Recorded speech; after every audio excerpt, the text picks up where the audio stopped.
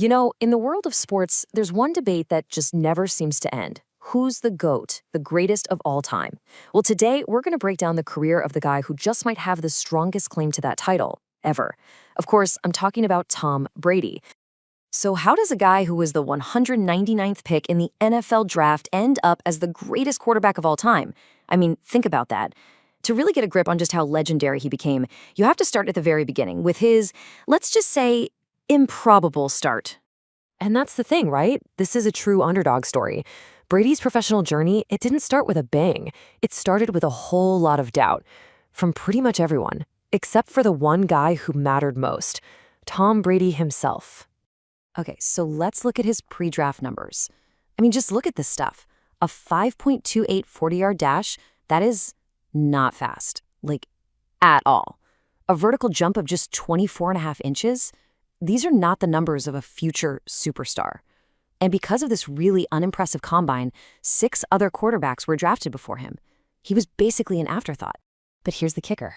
Despite all those lackluster numbers, listen to this quote. "I'm the best decision this organization has ever made." That's what a young, kind of scrawny Tom Brady told the owner of the Patriots, Robert Kraft, the very first time they met. Can you imagine that confidence? It just shows you the huge gap between what the scouts saw on paper and the fire he had inside. And you have to remember, as he was watching all those other quarterbacks get picked ahead of him, he was genuinely embarrassed. He was so worried he wouldn't get drafted at all that his biggest relief was that he wouldn't have to go sell insurance. I mean, that was his backup plan. It's a moment that stuck with him his entire life. So the question is, how do you go from being the 199th pick, the guy worried about selling insurance, to, well, the GOAT? The foundation of his entire legacy, the first pillar we have to talk about is just one thing: pure, unprecedented winning. Just look at that number, 7. That's how many Super Bowls Tom Brady won. It's the most of any player ever in NFL history, period. And to really wrap your head around how insane that is, get this. Tom Brady, the person, has more Super Bowl rings than any single NFL franchise does. Not player, franchise. Let that sink in. The Pittsburgh Steelers, the New England Patriots, with all their decades of history, none of them have as many championships as this one guy. Okay, so winning is one thing, but what makes Brady's story even crazier isn't just that he won. It's for how long he did it, in a sport that just chews players up and spits them out. And that brings us to the second pillar of his greatness, his incredible, almost unbelievable longevity. Check this out. He's the only quarterback ever to win a Super Bowl in 3 different decades: the 2000s, the 2010s, and the 2020s. Think about the cultural shifts, the changes in the game. He was there winning through all of it. He won championships with teammates who were born in the 70s, and then he was winning them with teammates who were born in the 2000s. It's just wild. And let's be clear, he wasn't just hanging on at the end. He was dominating. He became the oldest NFL MVP at 40, the oldest Super Bowl MVP at 43. He was still getting picked for the Pro Bowl at 44. He basically broke the whole concept of a quarterback's prime. For him, it just never seemed to end. But for 20 years, there was always this one argument, right? The big but. People would say, well, yeah, he's great, but he has Bill Belichick. He's part of the Patriot system.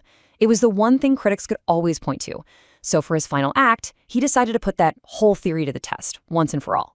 So in 2020, at 43 years old, he leaves the Patriots dynasty and joins the Tampa Bay Buccaneers, a team that hadn't won a single playoff game since 2002. Talk about a culture shock. He went from the pinnacle of the sport to a team that was frankly struggling. This was a massive, massive risk. His entire legacy was basically on the line. If he went to Tampa and failed, everyone would say, see, it was Belichick all along. But what happened next? Well, it turned out to be astonishingly familiar. In his very first season with the Buccaneers, he led them to a Super Bowl victory. That's it. Debate over. He proved beyond any shadow of a doubt that he wasn't a product of the system. He was the system.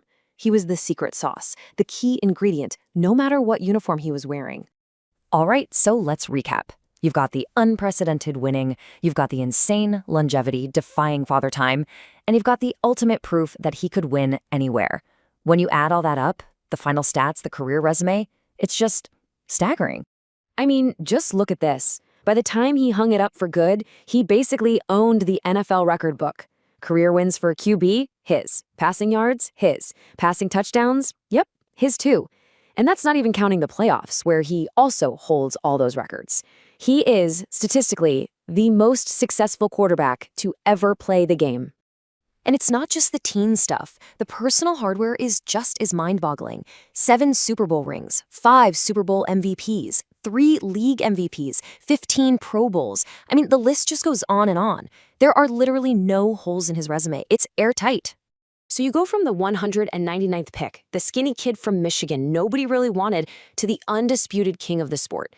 His story, his career, it pretty much answers every single argument you could have about greatness. Which leaves us with just one final question. With a legacy this complete, is the debate for the greatest of all time finally over?